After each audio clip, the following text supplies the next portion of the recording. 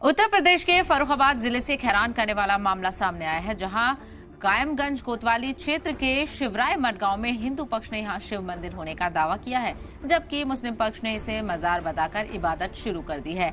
इस घटना के बाद इलाके का माहौल गर्म हो गया है।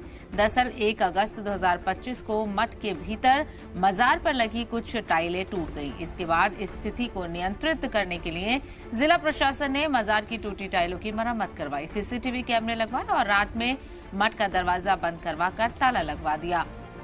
वहीं प्रशासन के इस फैसले से हिंदू पक्ष नाराज हो गया और बवाल शुरू हो गया। हिंदू पक्ष का कहना है कि ये एक प्राचीन शिव मंदिर है, जिसे मुस्लिम पक्ष ने धीरे धीरे मजार में बदल दिया और इसी नाराजगी के चलते आज सुबह हिंदू पक्ष के लोग बड़ी तादाद में इकट्ठा होकर विवादित स्थल पर पहुंच गए और सीसीटीवी कैमरे और ताला लगाने का विरोध करने लगे। इस घटना की जानकारी मिलते ही मौके पर कायमगंज तहसीलदार गजेंद्र सिंह और सीओ राजेश द्विवेदी पहुंचे। हालात को देखते हुए सर्किल के सभी थानों से पुलिस बल बुला लिया गया है।